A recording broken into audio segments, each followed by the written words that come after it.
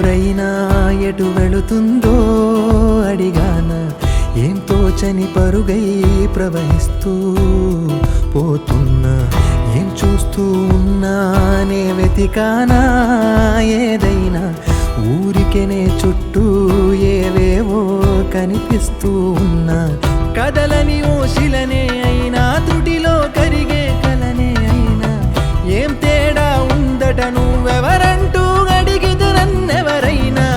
ఇల్లాగే కడదాకా ఓ ప్రశ్నే ఉంటానంటున్నా, ఏదో ఒక బదులై నన్ను చెరబొద్దు